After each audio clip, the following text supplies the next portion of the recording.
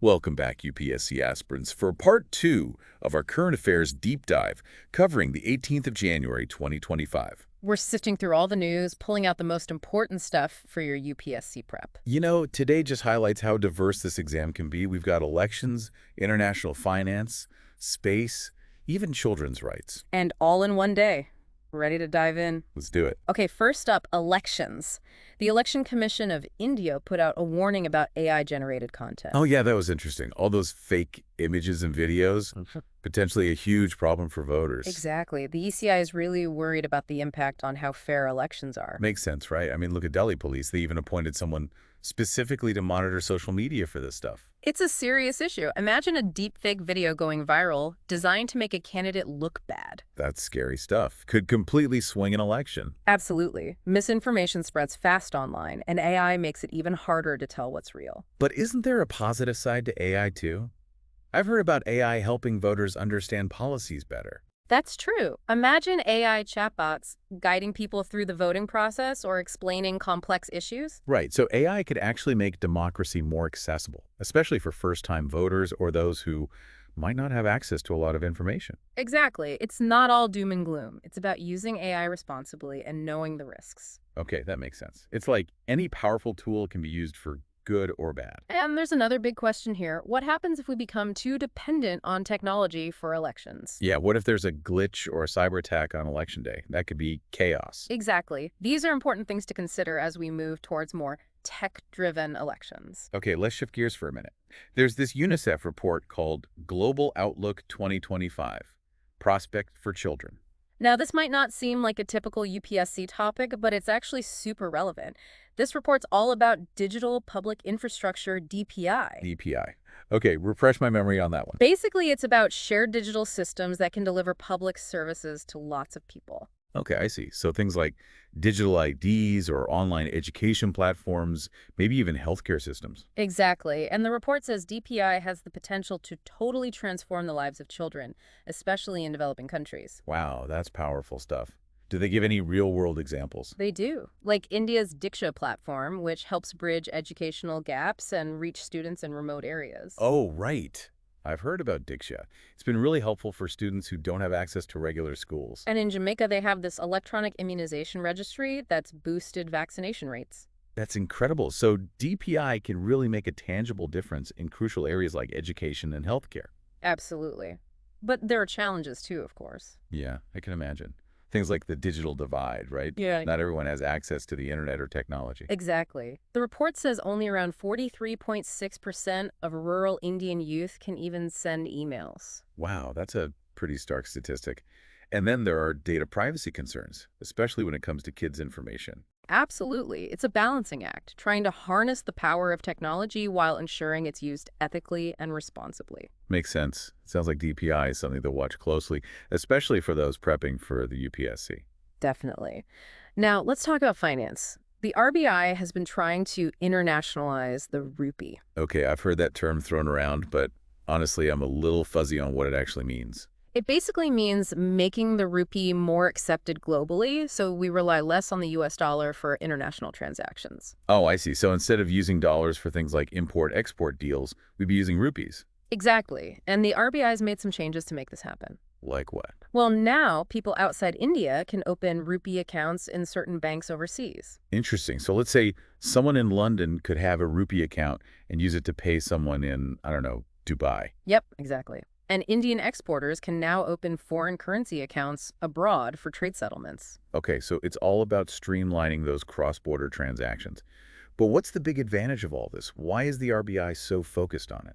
Well, it gives India more financial independence. We'd be less affected by global economic shocks like, say, a sudden change in the value of the dollar. Oh, right. It's like a safety net for our economy. Right. So if the dollar takes a hit, we wouldn't be as vulnerable. Exactly. Plus, it can lead to more efficient trade, maybe even a stronger rupee in the long run. Okay, that makes sense. So it's about reducing our reliance on the dollar and making India a bigger player in the global financial system. Precisely. Okay, now for something a little more exciting. India just achieved something huge in space exploration. Right. Space docking. We're officially the 4th country in the world to do it. That's incredible. It's like something out of a sci-fi movie. But to be honest, I'm not entirely sure what space docking actually involves. Well, it's basically joining two satellites together while they're both zooming around in space. That sounds incredibly difficult. I mean, those things are moving at super high speeds. How do they not just crash into each other? It takes incredible precision and technological expertise. ISRO used two small spacecraft for this mission, SDX-1 and SDX-02. They managed to rendezvous, dock autonomously, and even control the combined spacecraft. That's amazing. But what's the big deal about space docking? Why is it so important? For starters, it's essential for future missions, like bringing samples back from the moon or Mars. You need to dock a spacecraft with a lander to grab those samples. Right. And what about space stations? India wants to build its own, right? Yes, the Bharatiya Antariksh Station, or BAS, space docking is crucial for assembling something that big in space. So it's not just a cool technological feat. It's a stepping stone to even bigger things for India's space program. Exactly, and it opens up other possibilities too, like satellite servicing and even in-space robotics. Wow, this is also fascinating. It's like we're on the verge of a whole new era of space exploration. We are, and India's right there in the thick of it. This is a huge achievement for ISRO and for the country as a whole. Okay, I'm ready to switch gears now. Let's hit our rapid fire round. I'll throw out some quick news items, and we'll break down why they're relevant for the UPSC exam. Sounds good. Fire away. All right, first up, India's getting a brand new launch pad at Sriharikota. Now, we already have launch pads there, but this one's specifically for our next generation rockets. Why is this new launch pad so important? Well, Sriharikota is already in a great location. Being on the East Coast lets us launch rockets towards the east, which gives them an extra boost from the Earth's rotation. So it's all about maximizing efficiency, right? Getting the most bang for our buck when it comes to launching those rockets. Exactly. And Sriharikota's proximity to the equator further enhances that efficiency. Plus, the area is relatively uninhabited, which makes it safer for launches. Okay, that makes sense. Now let's talk about those next generation rockets themselves. IR-0 is developing a reusable rocket with 3 times the payload capacity of its current ones. Why is reusability such a game changer? Think of it like this. Instead of building a whole new rocket every time, you can recover and reuse the most expensive part the first stage. It's like taking a round-trip flight instead of a one-way, much more efficient. Okay, I get it. So reusability means we can launch more stuff into space more often and for less money. That's huge for India's space ambitions. Absolutely. It's a major step forward in making space exploration more sustainable and cost-effective. Speaking of things that might pop up on the UPSC exam, the government just approved the formation of the 8th Pay Commission. Keep an eye on that one, folks. Definitely something to watch closely. It's going to have a big impact on government employees and the economy as a whole. Okay, let's move on to something a little more visually appealing.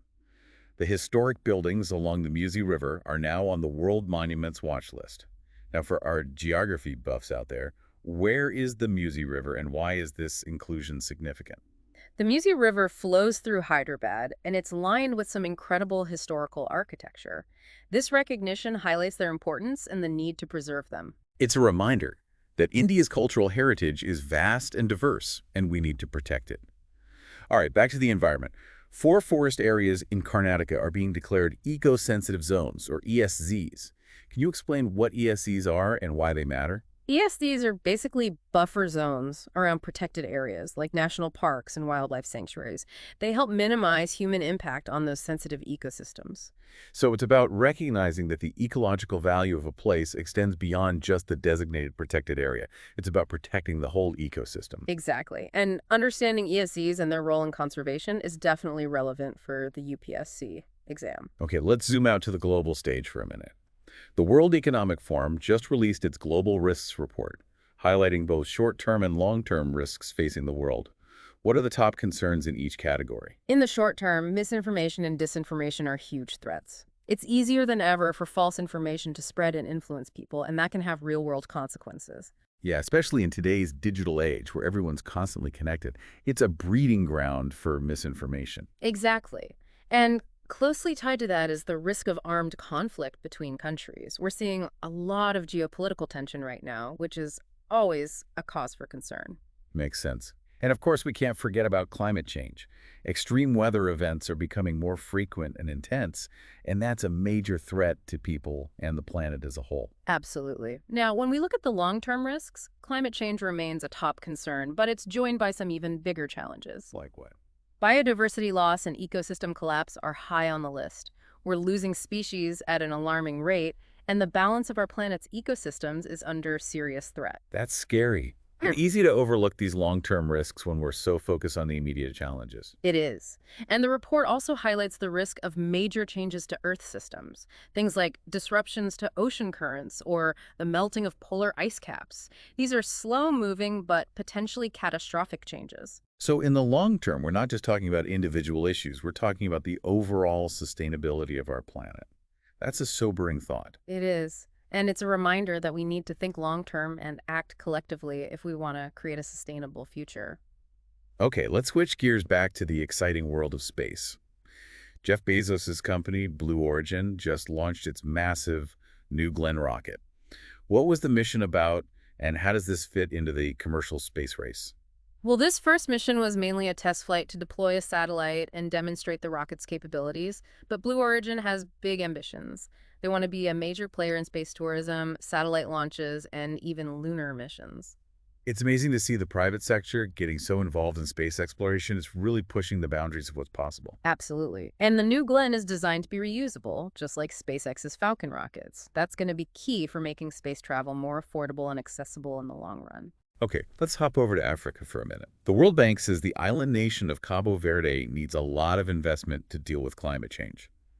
Where exactly is Cabo Verde, and why is this relevant for UPSC aspirants? Cabo Verde is an archipelago off the coast of West Africa. It's particularly vulnerable to things like rising sea levels and extreme weather events. The World Bank estimates they need around $140 million a year to build resilience. Wow, that's a lot of money. It just shows how climate change is impacting countries all over the world, and it's often the most vulnerable nations that are hit the hardest. Absolutely. And understanding these global connections is key for the UPSC exam. It's not just about knowing facts about India, but also about understanding how global trends and events impact our nation. Okay, let's bring it back home for a couple more news items. India is launching a new program to speed up immigration clearances at airports, the Fast Track Immigration Trusted Traveler Program, or FTITTP. What's the deal with that? It's basically a way to streamline the immigration process using electronic gates and biometric verification. They're starting with 7 major airports: Mumbai, Chennai, Kolkata, Bengaluru, Hyderabad, Kochi, and Ahmedabad. So if you're lucky enough to fly into one of those airports, you might get to experience this faster immigration process. Sounds good to me. It's all about making travel smoother and more efficient, especially as more and more people are traveling internationally. Okay, last but not least, the Supreme Court made a ruling about conjugal rights and maintenance. This might seem a bit niche, but why is it significant, especially for those studying law for the UPSC? The court basically clarified that these are 2 separate issues. Just because one spouse is asking for the other to return home doesn't mean it affects their right to claim maintenance. So it's about protecting the individual rights of both spouses, even within the context of marriage and separation. Makes sense. Exactly. It's a reminder that legal issues can be complex and nuanced, and understanding these nuances is key for anyone aspiring to a career in law or public service. All right, that's it for our rapid-fire round for now. We've covered a lot of ground, but we're not done yet. We'll be back with part 3 to wrap up our deep dive and leave you with some final thoughts and insights for your UPSC prep. Stay tuned. We'll see you soon. Okay, let's jump back into our deep dive part 2 for the 18th of January 2025, all geared towards you, UPSC aspirants out there. You know, sometimes it's kind of mind-blowing how much we need to cover for this exam. Yeah. Like, the RBI just released its list of NBFCs, those non-banking financial companies, in the upper layer for 2024-25. Yeah, I saw that. NBFCs are already a huge part of how our financial system works, but this upper layer thing might be new to some folks. Right. Not exactly everyday lingo. It's all part of this framework called scale-based regulation, or SBR for short. The RBI uses it to manage the risks that come with NBFCs. So it's about making sure the whole system's stable, right? Preventing any domino effects if one of those NBFCs has a problem. Exactly. The upper layer basically includes the biggest and most important NBFCs, the ones that could really shake things up if they had issues. So it's kind of like figuring out which ones need the most attention.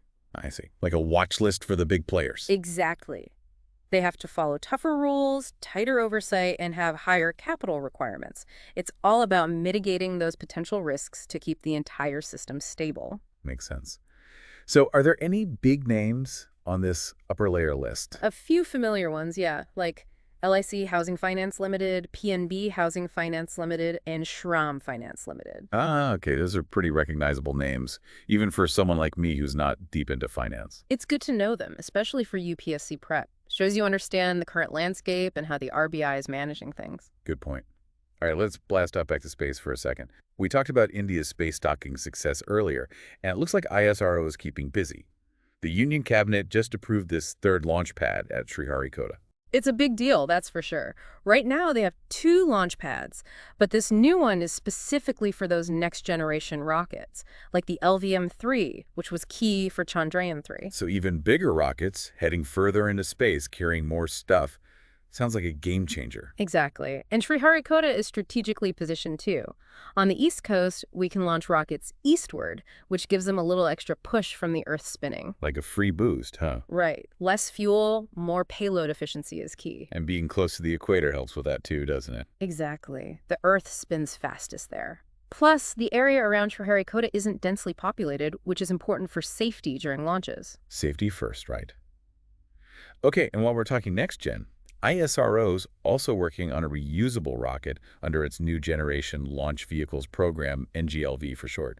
Imagine a reusable rocket. Reusability is the future. Like SpaceX with their Falcon 9 landing back on Earth to fly again makes spaceflight way cheaper and more sustainable. Like a space shuttle program, but even more efficient. Exactly. This new Indian rocket's a 3-stage deal with a reusable first stage. It'll burn refined kerosene and liquid oxygen semi-cryogenic propulsion. So not only reusable, but also using more efficient fuels. Double win for the environment and the budget. You got it.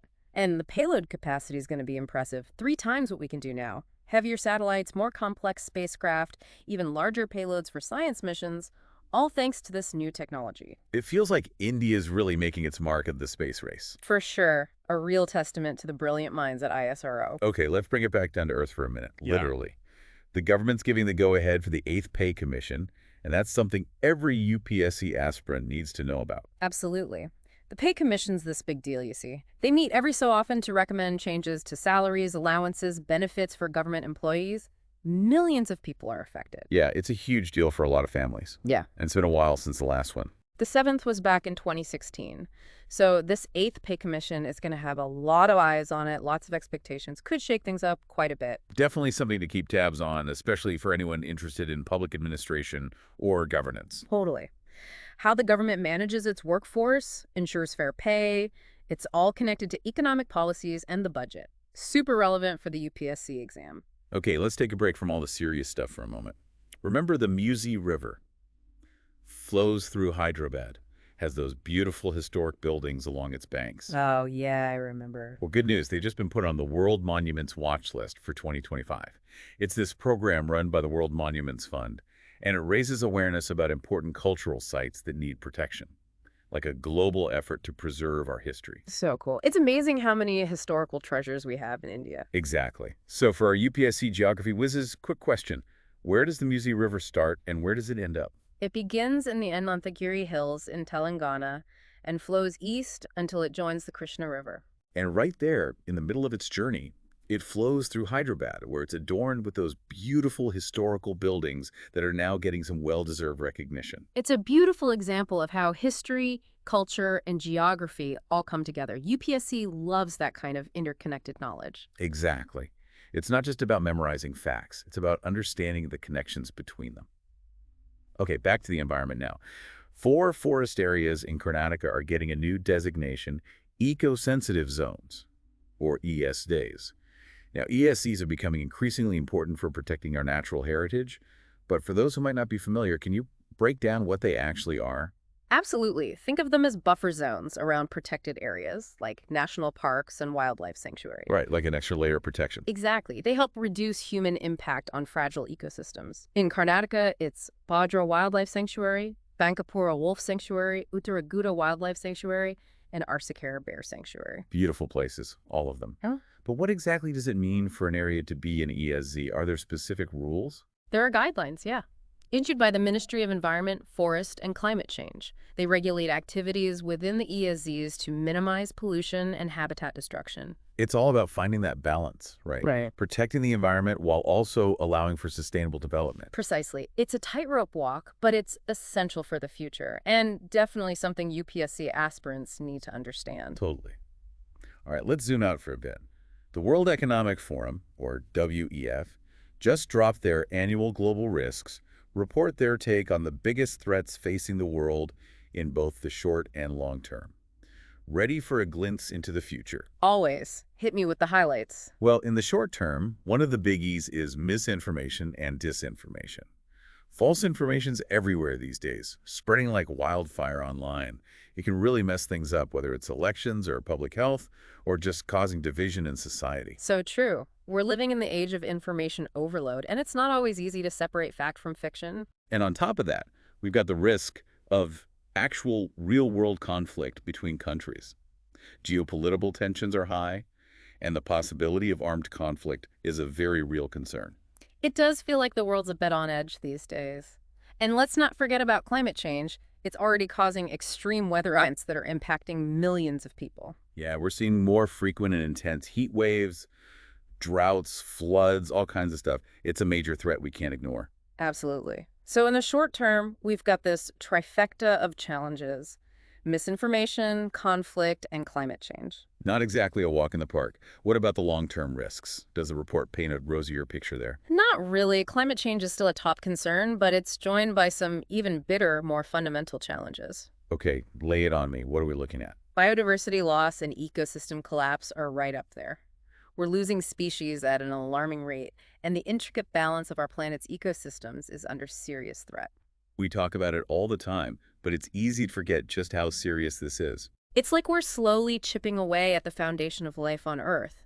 And the report also points to the risk of critical changes to Earth systems, things like disruptions to ocean currents or the melting of polar ice caps. These are the slow-burning threats that could have catastrophic consequences down the line. It's a stark reminder that we need to think long-term, act collectively, and make sustainability a top priority. Couldn't agree more. The Global Risks Report is a wake-up call, and hopefully world leaders are listening. Okay, let's escape those heavy topics for a minute and head back to space. Jeff Bezos' company, Blue Origin, just launched their giant New Glenn rocket for the first time. It's like their answer to SpaceX's Falcon Heavy, designed to carry massive payloads into orbit. It's a beast of a rocket, that's for sure. This first mission, NG-1, was mainly about deploying a test satellite and showcasing what the New Glenn can do. So a trial run, but with big plans for the future. Absolutely. They want to compete with SpaceX in all those areas: space tourism, satellite launches, maybe even missions to the moon. And like SpaceX, they're also big on reusability, right? That first stage landing back on Earth. Exactly. It's all about making space travel more affordable and sustainable. It's an exciting time to be following space exploration. Okay, let's shift gears again, this time over to Africa. The World Bank released a report about Cabo Verde, an island nation off the coast of West Africa, saying they need a lot of help dealing with the impacts of climate change. Cabo Verde is in a tough spot, geographically speaking. They're really vulnerable to rising sea levels and extreme weather. The World Bank says they need around $140 million every year just to adapt and become more resilient. Wow, that's a serious chunk of change. Hmm. It just shows how climate change is already having a real impact on countries all over the world, and it's often the smaller, more vulnerable nations that are hit the hardest. Absolutely. And this is where that global perspective comes in, understanding how these global trends connect to specific regions and countries. That's super important for a UPSC prep. Okay, let's wrap up with a couple of India-specific news items. The government just launched this new program called Fast Track Immigration Trusted Traveler Program, or FTITTP for short. It's supposed to make immigration clearance at airports way faster. It's a cool initiative. They're using electronic gates and biometric verification, kind of like those automated passport control gates you see in other countries. So no more waiting in those long lines at immigration. Sign me up. For now, they're starting with 7 airports: Mumbai, Chennai, Kolkata, Bengaluru, Hyderabad, Kochi, and Ahmedabad. But hopefully they'll expand it to more airports in the future. Fingers crossed. Okay, last one for now. The Supreme Court made a ruling about conjugal rights and maintenance. It might seem like a niche topic, but it's actually quite significant, especially for those studying law for the UPSC. The court clarified that these are two separate issues, even though they often come up together in family law cases. So even if one spouse is asking the other to come back home, it doesn't mean they automatically lose their right to claim maintenance. Exactly. It's about protecting the rights of both parties, even within the complexities of a marriage or separation. It's a reminder that even seemingly simple legal concepts can have far-reaching implications. And understanding those nuances is key for anyone interested in law public service. Absolutely. All right, that's it for this segment of our rapid fire round. We've covered a lot of ground, from space exploration to climate change to legal rulings. But don't go anywhere. We have one more important news item to discuss before we wrap up our deep dive. Okay, I'm hooked. What's next on the agenda? Let's shift our focus back to India, but this time to the coastal regions of Tamil Nadu. There's a pressing issue that needs our attention. The Olive Ridley turtles, a vulnerable species, are facing a growing number of deaths along the coast. All right, so we're back for the final part of our deep dive, still focusing on the 18th of January, 2025. You ready to finish strong? Absolutely. We've got one more important news item to cover before we wrap things up. It's about those Olive Ridley turtles we talked about earlier, the ones facing threats in Tamil Nadu. Oh, right, those poor turtles. What's the latest? Well, the good news is the increased turtle deaths have actually prompted some action. The Tamil Nadu government's called a high-level meeting to figure out how to protect them. Okay, that's a step in the right direction. Yeah. But what are they actually planning to do? A bunch of things, actually. They're talking about stricter enforcement of fishing rules, especially during the nesting season. Makes sense, right? Protect the turtles when they're most vulnerable. Yeah, that seems logical. Anything else? They're also thinking about making those protected areas along the coast even bigger, giving the turtles more safe space. And they want to do more public awareness campaigns, educate fishermen and coastal communities about why it's so important to protect these turtles. It's a multi-pronged approach. Attacking the problem from different angles. That's usually the most effective way to deal with complex issues, right? Exactly. It's not a one-size-fits-all solution. You need a combination of strategies to really make a difference. Okay, so for someone studying for the UPSC, how could this specific case be relevant? I mean, it's just one species of turtle in one state, right? It's about understanding the bigger picture. Imagine a UPSC question asking you to analyze the challenges of protecting endangered species, especially in a developing country. This case is a perfect example to draw on. You could talk about sustainable fishing practices, community involvement, the whole debate about balancing economic development with environmental protection. Ah, I see. It's not just about memorizing facts about turtles. It's about using this specific case to demonstrate a deeper understanding of those broader issues. That's super helpful. Exactly. It's about connecting the dots, seeing how everything is interconnected. Okay, before we sign off, let's do a quick recap. We've covered a ton of ground today, from AI and elections to space exploration to global risks to the intricacies of India's financial system. It's been a whirlwind, but hopefully it's given everyone a good sense of the breadth and depth of knowledge needed for the UPSC exam. Definitely. And remember, this is just the tip of the iceberg. We encourage you to dig deeper into all these topics, read more, explore different viewpoints, and most importantly, connect the dots. That's what the UPSC is all about. It's not just about knowing facts. It's about understanding the world, analyzing complex issues, and thinking critically. It's about becoming well-rounded, informed citizens who are ready to tackle the challenges facing our country and the world. Well said. We hope this deep dive has given you a good starting point for your UPSC prep. Absolutely. And don't forget to like and subscribe for more deep dives into current affairs designed specifically for you, the dedicated UPSC aspirant. Until next time, happy studying. Keep learning and stay curious. We'll see you soon.